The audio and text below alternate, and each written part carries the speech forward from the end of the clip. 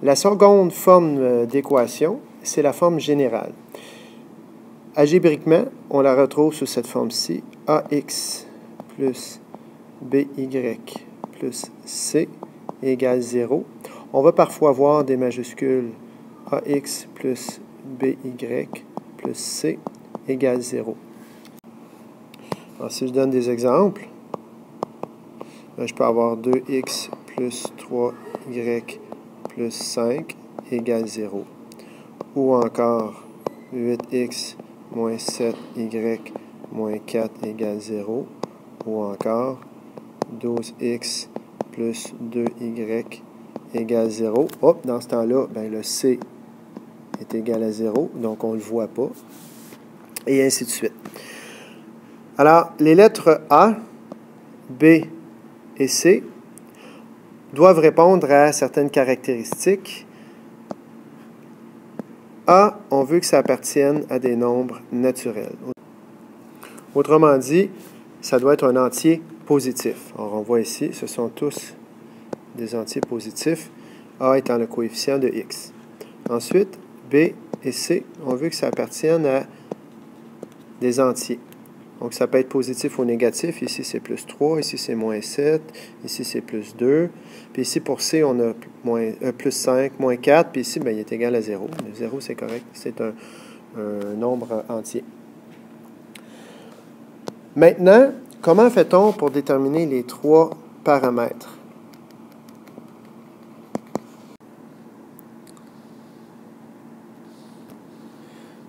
Le premier paramètre, la pente. Alors, comment déterminer la pente à partir de la forme générale? Il y a une formule très simple qui permet de déterminer la pente directement lorsqu'on connaît les valeurs de A, de B et de C. Il s'agit tout simplement de faire M est égal à moins A sur B. Donc, on prend le coefficient de X, on change son signe, puis on divise par B. Ça vient d'où, ça? Algébriquement, si je prends AX plus BY plus C est égal à 0, si je veux isoler mon Y afin d'obtenir la forme canonique, donc faire ressortir facilement la pente, je fais les manipulations suivantes. Sur le membre de gauche de l'équation, j'enlève AX et j'enlève C. Sur le membre de droite, je vais faire la même chose pour conserver la relation d'égalité. Il me reste donc BY égale à moins AX moins C. Et pour isoler Y, je divise par B partout. J'ai donc Y est égal à moins AX sur B moins C sur B. Ce que je viens de faire, c'est une généralisation qui me permet de déduire cette petite formule algébrique pour calculer la pente. Et du coup, en isolant le Y, donc en retrouvant la forme canonique, je suis capable de déterminer l'ordonnée à l'origine B en faisant moins C sur B, parce que c'est ce que je suis allé chercher ici.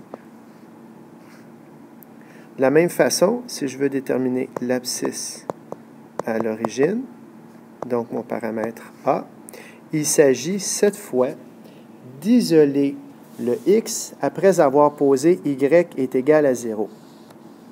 Or, si je me fais un peu de place ici, j'ai AX plus BY plus C égale 0.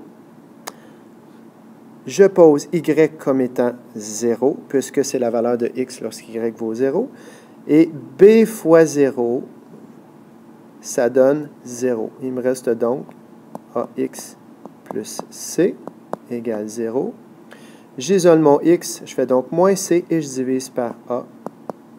Ce qui fait que ça, c'est la valeur de l'abscisse à l'origine. Moins C sur A. Ainsi donc, c'est facile de retrouver rapidement ces trois petites formules-là, mais on peut toujours convertir en isolant le Y pour obtenir la forme canonique de l'équation si on n'est pas certain de notre coût.